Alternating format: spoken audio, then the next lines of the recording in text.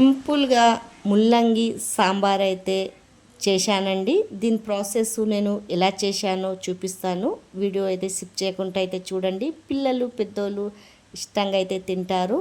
ఈ సాంబార్కి అయితే చేసుకుంటే అరుగుదల కూడా ఉంటుంది. ముల్లంగి సాంబారు దీని ప్రాసెస్ నేను ఎలా చేశానో చూపిస్తానండి. ఫస్ట్ ఒక గిన్నె తీసుకొని దాంట్లో 4 పావులు నూనె పోసుకున్నాను. శనివారం ఆదివారం మన ఇంట్లో ఉండేదే పప్పు సాంబారు.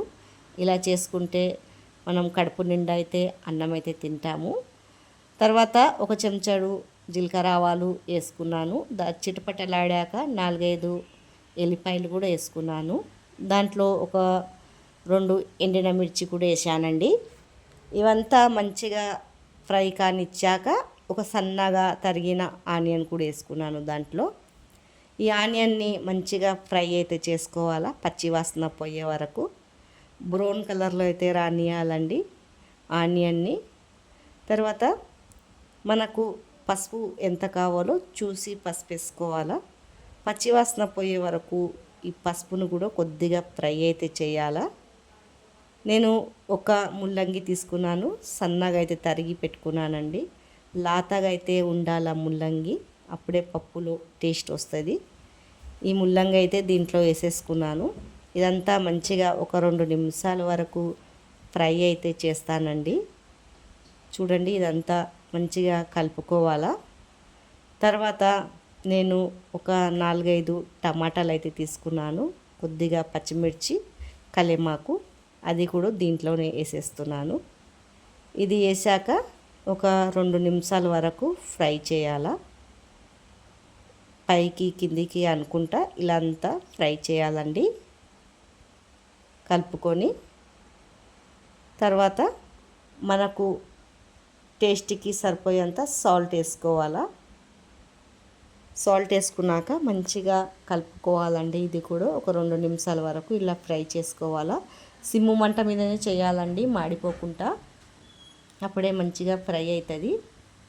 మనకు తర్వాత టేస్ట్కి సరిపోయేంత కారం వేసుకోవాలా. నేనైతే పచ్చిమిర్చి వేసాను కదా, ఒక చెంచాడు వేస్తున్నాను కారము. తర్వాత మంచిగా 2 నిమిషాల వరకు ఈ కారం కూడా ఫ్రై చేయాలండి, పచ్చివాసన పోయే వరకు. మనకు పులుపు ఎంత తింటామో చింతపండు చూసి వేసుకోవాలా.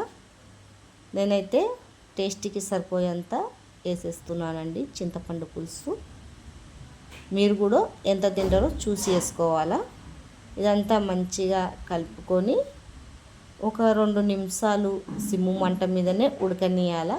ఈ ముల్లంగి అనేది మెత్తగా అయితే ఉడికిపోతుంది. చూడండి, మూత తీసేశాక నేను ముందు పప్పు ఉడకపెట్టి పక్కకైతే పెట్టాను. దీంట్లోనే పప్పు అయితే వేసేస్తున్నానండి. పప్పు వేసేసాక మనకు నీళ్ళు ఎంత కావాలో చూసి పల్చదనము చేసుకోవాలా. మీరు చిక్కగా తింటే కొద్దిగా నీళ్ళు పోసుకోవాలా. మీరు కొద్దిగా పల్సగా తింటే నీళ్ళు కొద్దిగా ఎక్కువ పోసుకోవాలా. ఇలా అంతా అయితే చేసేసుకొని బాగా ఉడకనియాలండి. చూడండి, ఇలా అంతా ఉడకనియాల. దాంట్లో మనకు సాంబార్ మసాలా అయితే వేసుకోవాలా ఎంత కావాలో. నీళ్ళైతే ఇంత పల్సగా అయితే చేసుకున్నానండి. మీకు ఎంత కావాలో చూసి చేసుకోవచ్చు. సాంబార్ మసాలా అయితే కొద్దిగా వేసుకున్నాను. ఇలా సాంబార్ మసాలా వేసుకున్నాక పొంగు అయితే రానియాలండి సిమ్ము మంట మీద. మంట ఎక్కువ పెట్టొద్దు, సిమ్ము మంట మీదనే పొంగనియాల. చూడండి, తర్వాత కొద్దిగా హింగువ అయితే వేసేసుకోవాలా. టేస్ట్ అప్పుడే వస్తుంది సాంబార్ది. తర్వాత సన్నగా తరిగిన కొత్తిమీర వేసుకోవాలండి. బాగా ఒక 2 నిమిషాలు అయితే పొంగనియాల.